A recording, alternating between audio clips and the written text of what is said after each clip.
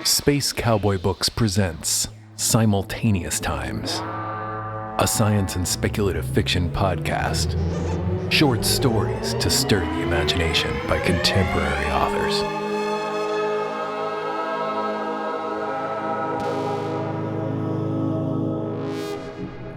Fat Stream by Rudy Rucker. From the collection Complete Stories. Music by Fog Machine. Read by Jean-Paul Garnier, Zara, Patricia, Thomson, Tamara and RedBlueBlackSilver.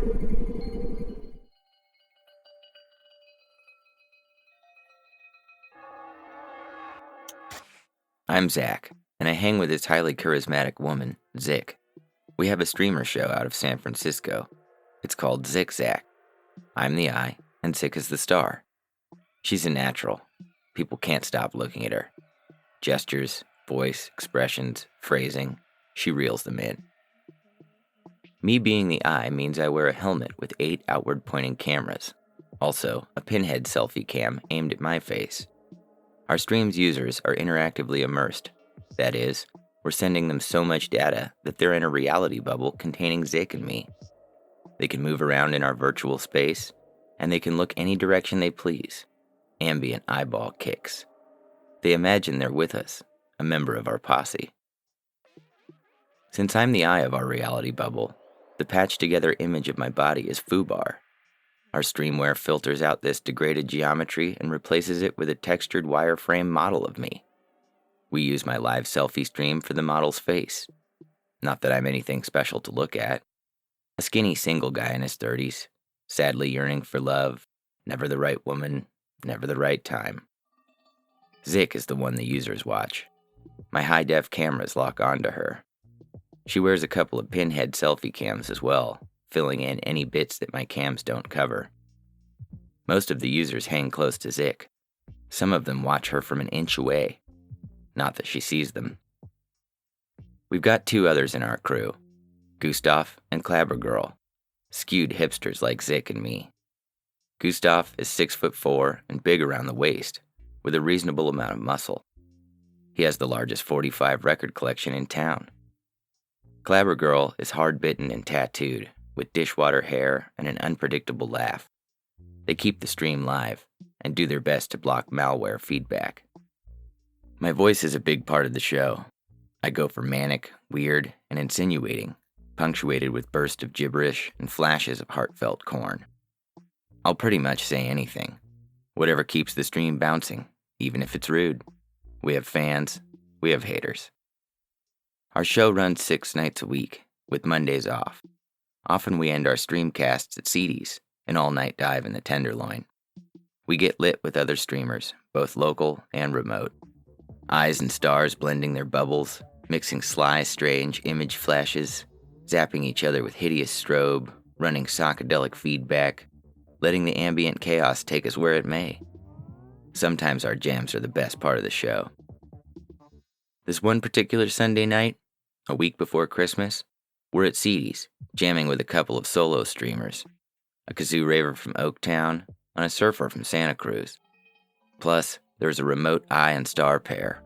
They're not talking, just gesturing. According to their stream tags, they're Jumpy and Sex from Wichita, Kansas. Jumpy is the eye. His body image shows a guy in tight jeans and a striped sweatshirt. I like his looks. Zex, the star, is a woman wearing yellow construction boots and a sequined hot couture gown with only one sleeve, like a model in Vogue. It's 3 a.m. and Zick is vamping a torch song, winding things down. The kazoo raver morphs his raz into big band swing. The surfer is sculpting cold light waves. Sex in the boots and gown is doing Tai Chi moves. Fine. But then, Jumpy points his finger at me, and, oopsie daisy, I'm screaming. I'm not in control. I've been pawned. My voice has rhythms like sentences, but none of the words sound familiar. My visual field is sweeping in a circle. I see an old-world city. I'm hearing bells. Gustav wrestles me to the ground and kills my feed. Clabber Girl takes me home. I conk out. Monday morning, I call Gustav.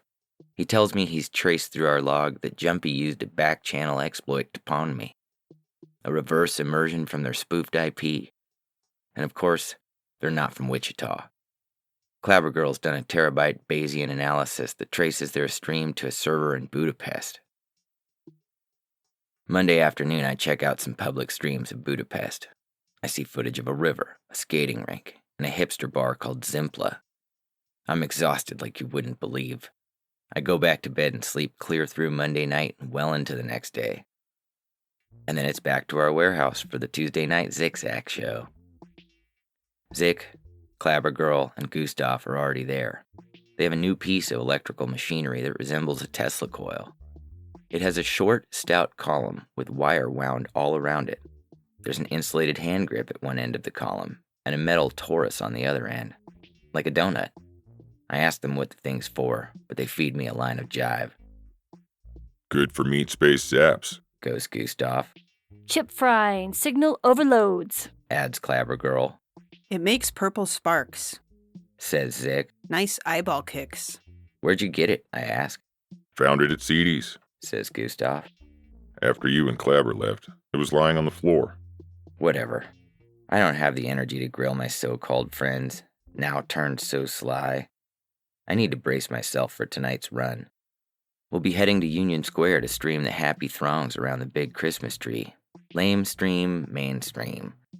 Zick wants to buy shoes and a schoolgirl frock at Macy's. She's hoping they'll comp her the goods because we're semi-famous. After Macy's, we'll go out into the intersection where Powell hits Market, screw up the traffic. Shoppers scolding us. Might be funny. And then, if we don't get busted, we'll trundle back to CD's. You ready? Goes Zick. You look scared. She's all business, saving her enchantress routine for the cameras. Wondering how late we'll run, I mutter. Don't like what happened Sunday night. Your voice sounds rusty. Says Zick. You damaged it, yelling that hard, like a raving maniac. Keep it up and you'll scare our users away. Sex and Jumpy are the ones I'd like to scare away. They just wanted to play. Says Zick, tossing her hair. I've got the Danube River in my head, I tell her. Muddy, frigid, dark. Jumpy dragged me into it. That's why I screamed. Why are you such a bitch? We need focus from you. Says Zick, her voice hard. And empathy. Tonight is important. Those two Hungarians, I saw them today. We talked. And I didn't scream like a crazy person. How did they reach you? They came in through, I don't know, it was my doorbell or my toaster or some scungy hacker crap like that. We discussed a deal. They'll be at Union Square tonight. They want to partner with us. Gustav and Clabber Girl are down with it too. Good for everyone. As if, I tell Zick. I turn to Gustav and Clabber Girl. Can you block them? Our Tesla coil thing? It'll help? Maybe not. Says Gustav, his voice deep and slow. Sex and Jumpy have a fat stream. Very subtle. Quantum coherent. they come on like a wisp of hiss, Says Clabber Girl. a transient buzz, and then foop. She unleashes her graveyard laugh. The Wichita linemen are on the line. Adds Gustav, crooning the words, heavily significant and mysterioso. I feel incredibly paranoid. My posse is setting me up for a blown mind burn. Zick smiles at me, as if she knows exactly where my head is at. She hands me my camera helmet. Solidarity, brah. We space out, yes? Adds Clabber Girl, faking a Hungarian accent. And then we make happy ending. She lights a cigarette and jams it into the corner of her mouth. The smoke drifts across her weathered face. Her eyes are bright and amused. Screw them all. I put on my helmet. Sometimes, when I'm streaming, I use my regular vision. But not tonight. Not with my 3 buds coming on so weird. I pull down my display goggles to cover my eyes. Clabber Girl sparks our transmission and we're live, the 4 of us hopping out of our warehouse, our feet clomping the cold pavement.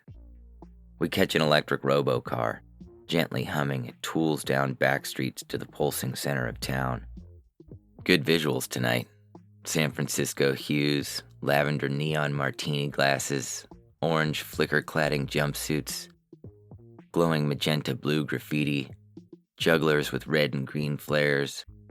I shade our stream towards the warm end of the spectrum. I feel high, even though I'm deeply afraid, like a soldier going into combat. Zik's in the seat next to me, doing a routine, preening, posing, jabbering about shoes. She sounds brittle. We're all thinking about the elephants in our bubble, Jumpy and Six. Elephant in Hungarian is elephant talk.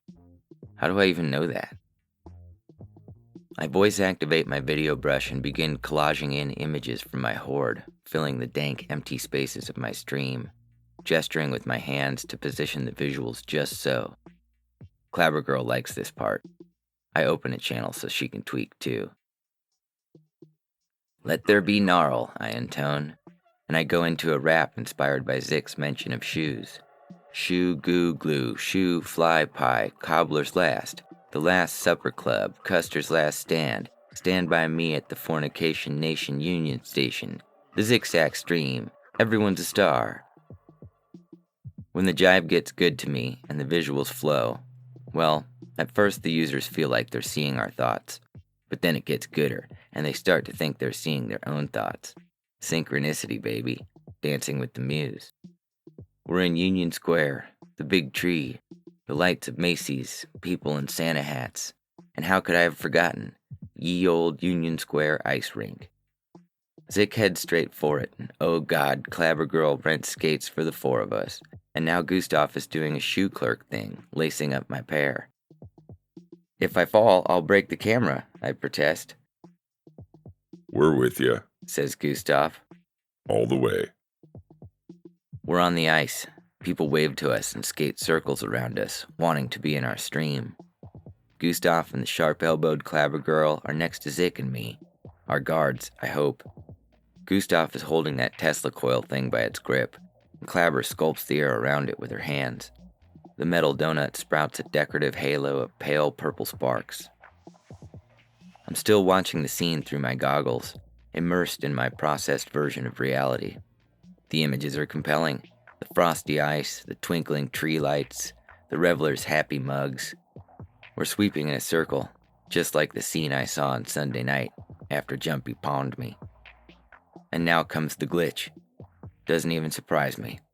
A pop, a jolt of static, and our streamcast shows Sex and Jumpy with us on the Union Square rink. An overlay, right? A video brush fake for sure. I flip up my goggles to confirm this, and, the two Hungarians are here in the flesh. Materialized out of nowhere. Teleported in from Budapest, you might say. Except that, up until 10 seconds ago, teleportation didn't exist.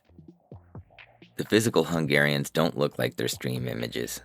Sex is an overweight hacker guy with a sparse beard, and by no means a fashion model type woman. As for Jumpy, well, turns out she's the one who's female. A lithe Euro hipster woman wearing a camera helmet like mine. She carries a tool like Gustav has, a thing that vaguely resembles a Tesla coil, with a handle and a column wound with wire, with a sparking torus at one end. I'm guessing that let's call it a teleportation wand. Zik, Gustav, and Clabber Girl already understand all of this. They're cheering, and Gustav's holding his own teleportation wand over his head, showering festive sparks. The Hungarians skate over to me. Partners now, yes? Says Jumpy, the Hungarian woman. She's very cute, slim, smart, ironic. You're friends. They've agreed.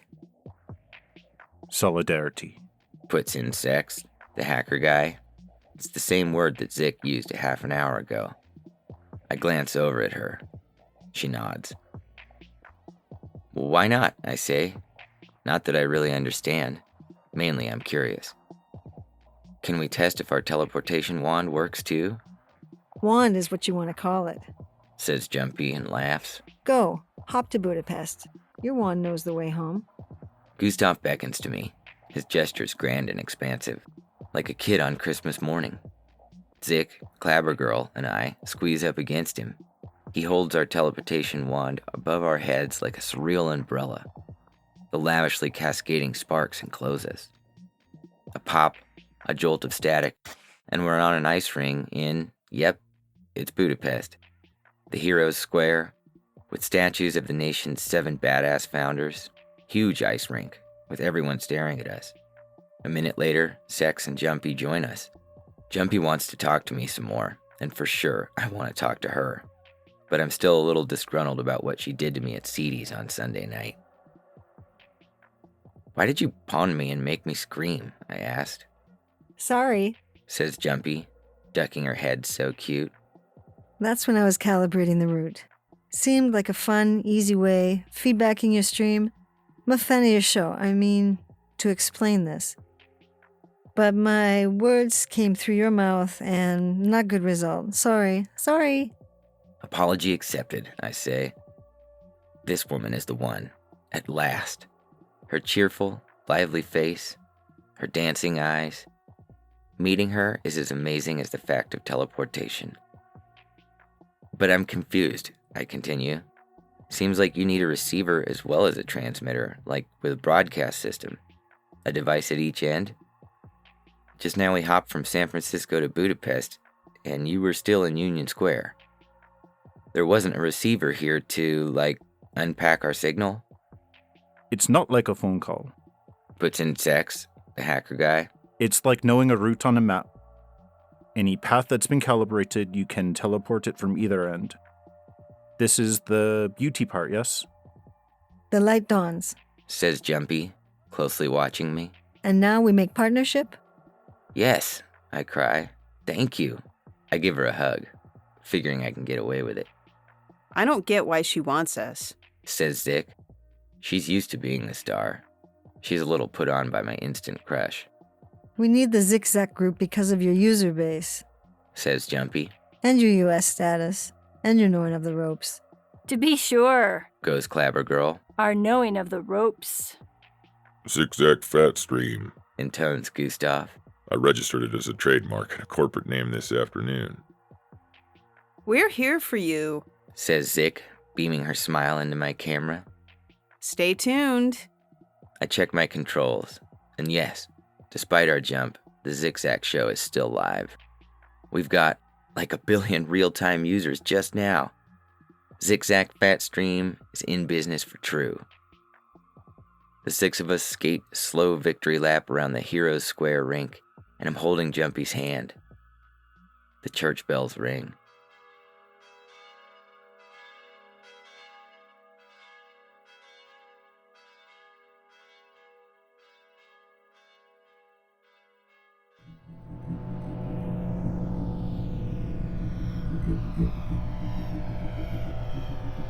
Mandela by Brent A. Harris, with music by RedBlueBlackSilver, read by Jean-Paul Garnier.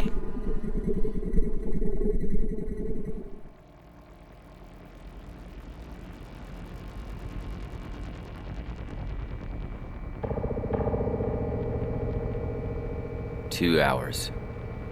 A slogging 2 hours since my last fix. I was alone in the house that day.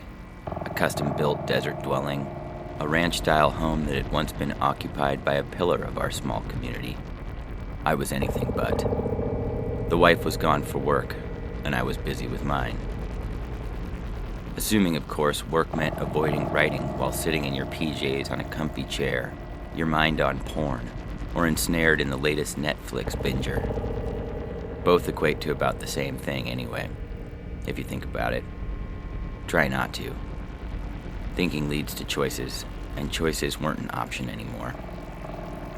Yet sitting there in my malaise didn't bring me any closer to my fix. I put the TV on pause and pulled out my tablet, trembling fingers stumbling around the power button, nearly dropping the thinking machine on the hard tiled floor. I breathed in as the device powered on, shut my eyes to the soft startup tones and a soft artificial voice greeting me with, "Welcome, Brent."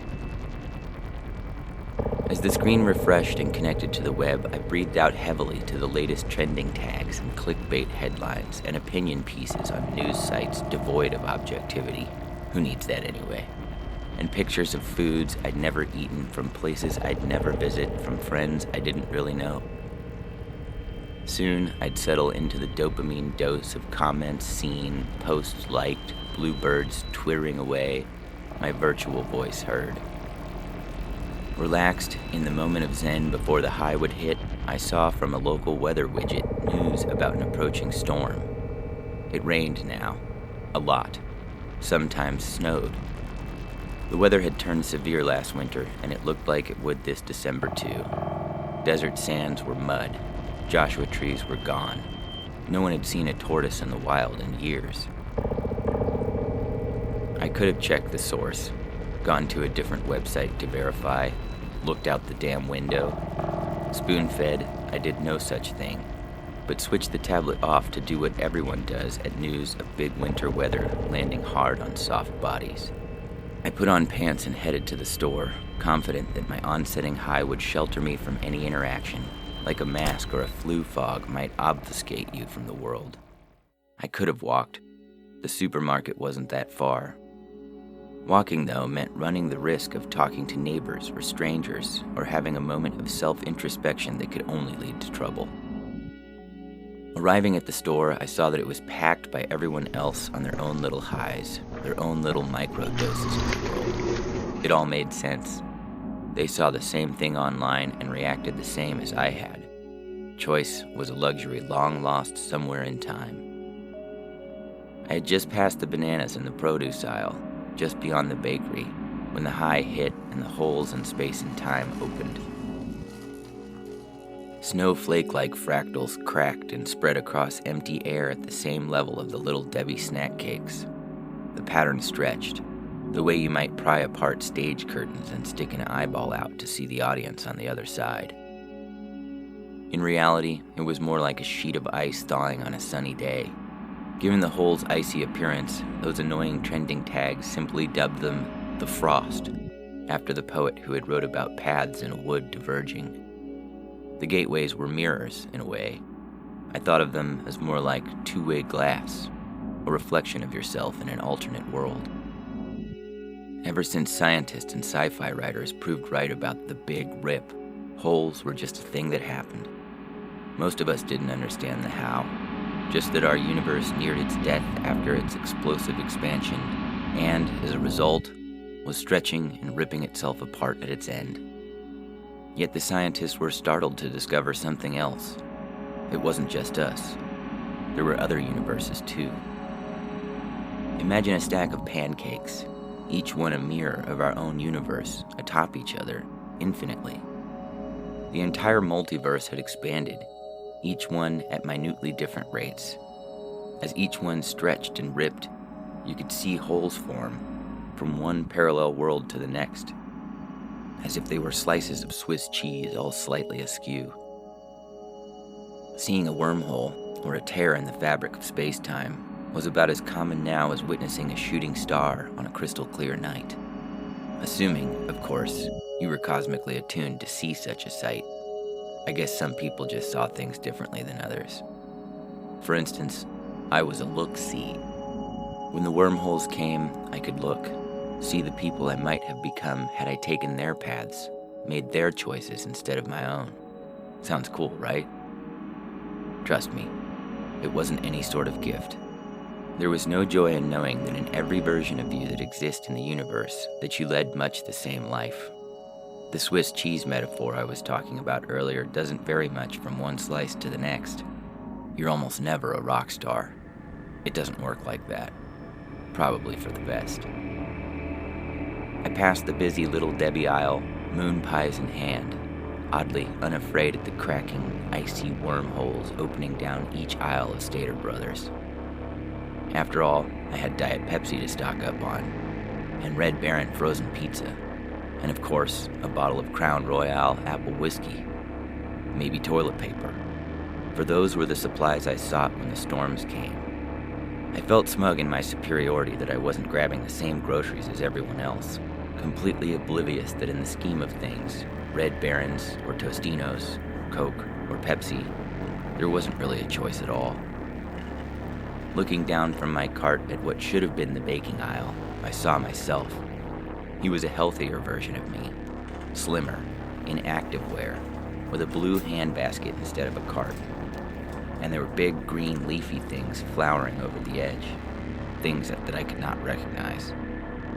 He turned away from me, unaware of either myself or the fact that he was in a tunnel of icy, coalescing fractals, converging from his reality into mine. I nodded to the not me, happy for the slight pudge around the waist. Fit me wasn't fun me, I was sure. He must be miserable. The next aisle over crackled with a different tear in space and time, and a different me. This me looked the same, but with a different woman by his side than the usual tall, dirty blonde with the big brains and soft smile that could kick my ass on her worst day and my best. This woman was shorter, blonder, and a little too into caked-on makeup and gaudy jewelry for my taste. I wondered how this not me and her had met, who she was, how they'd come together instead of the happiness I'd found. He didn't look any better off. I'm sure he was miserable. If I'd found the love of my life, surely he couldn't have. A young woman in yoga pants and a loose-fitting Cal State sweater passed me while I watched myself down the aisle. She turned, passed through the vision of me and my other wife, and disappeared somewhere behind them, completely unawares. She might have been one of the few who couldn't see the ribs in reality, who had no awareness of their alternate selves. There were others, like her, who didn't see anything at all. As a result, they all had something in common. They still strived for greatness, emboldened by a world of choice in which they might succeed. They were the worst off, because they lived in ignorance. So they thought and acted and made choices and did all the things we used to do before we knew better. I almost pitied her. Such a waste of efforts. I was better off in seeing my different fates. None of them were particularly impressive. Others who were like me, who experienced holes and breaks in space-time, who saw themselves cast in a different light in an alternate reality, readily agreed. With few exceptions, like the writer who got the breakout book, the singer with the sudden hit song, there were simply too many factors that relegated us all to the same minor set of circumstances, like crabs in a bucket that pulled each other down. Too many societal issues that locked us away in invisible cages. In a sea of infinity, most of us swam endlessly in mediocrity through no choice or fault of our own. Occasionally, I saw myself with a smile, signing autographs of my own work at the bookstore instead of buying another Stephen Baxter book. Not in a vegetative state, getting my high with my tablet thumb to the newest social media post, but busily clacking away at a keyboard in earnest effort to create my own reality, my own fate. In those cases, sure, I wished I might be a Mandela. They had it best. Have you ever thought some teeny detail wasn't quite right? Or have you remembered something only slightly different than everyone else? Maybe you live in a reality where you're not aware that the universe was ripping itself apart. Yet, you're affected all the same. If you thought Nelson Mandela died in prison, thought the Fruit of the Loom label looked off, if you thought chartreuse was pink in color, or if you saw Sinbad as Shazam, you've slipped streams, gone from one reality to another. You might be a Mandela. I'm jealous. You might just keep slipping streams, like salmon bucking the current, until you arrive precisely in the reality you want most. For the rest of us, we were stuck. I was unable to move from one reality to another. I lived with strangers wearing my face, reflections of choices I had made only to reach roads not all that dissimilar to my own. It was rather depressing. Case in point, down the snack aisle, I saw myself once more. Not fit, or with a different spouse by my side. Not richer or poorer, but as myself, as I was now, with matching items in our carts. The same Nike shoes with one lace that kept coming undone. I wondered just what odds created a mirror so exact in likeness that I could see myself in its reflection, and I tremble at the idea that in an infinite galaxy, there were more likely more of me just like myself in every detail than I ever wanted to admit. At home again, with the Cran Royale open on my desk and groceries stocked in preparation for a storm that was only promising to come, I was away from the wormholes, away from my alternate selves, and back in comfort, safe. Yet my nerves jittered, and my tablet called to me. With all our choices laid bare, all our options seen like reflections in a funhouse mirror, there wasn't anything to ever do but to trudge along. No matter what choices we made, we could see firsthand that it didn't really matter, that no paths taken would ever make our lives that different than our own. The rips in space-time had come and taken our free will away.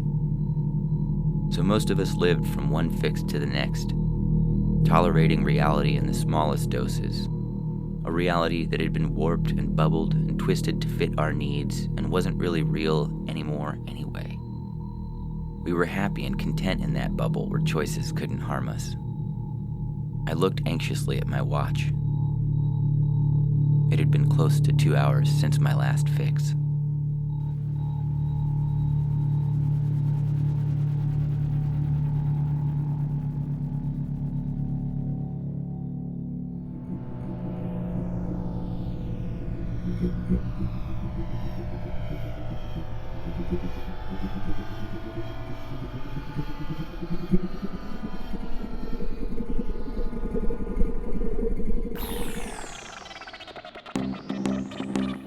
In this episode of Simultaneous Times, you heard Fat Stream by Rudy Rucker, with music by Fog Machine, and Mandela by Brent A. Harris, with music by RedBlueBlackSilver. Theme music by Dane Lesko. Out now, Simultaneous Times, Volume 1, Paperback Science Fiction Anthology, available at spacecowboybooks.com and lulu.com. Be sure to visit us at our store in Joshua Tree, California, or at spacecowboybooks.com. And connect with us on Instagram or Twitter. We'd love to know what you think of the program.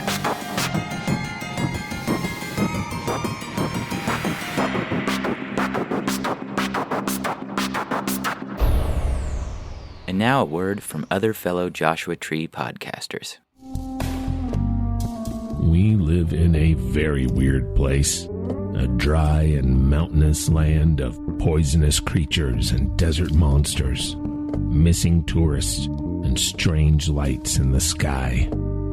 Join us every Friday at 10 p.m. for a late-night voyage across the mysterious Mojave Wilderness on KCDZ 107.7. Desert Oracle Radio, the voice of the desert.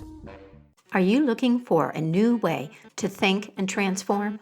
Tune into Myth Matters, a bi-weekly podcast of storytelling and conversation about mythology and why it's important to life today. Find a more creative way to live. Learn more at mythicmojo.com and keep the mystery in your life alive. Have you ever wondered why people live in the desert? I'm Dawn Davis, and I host Desert Lady Diaries podcast. It's a weekly conversation with women who found their home in the Mojave Desert. Each week, I talk to women who were either born and raised in the desert or felt called to come here and what the desert means to them. You can learn more about the podcast and listen at desertladydiaries.com.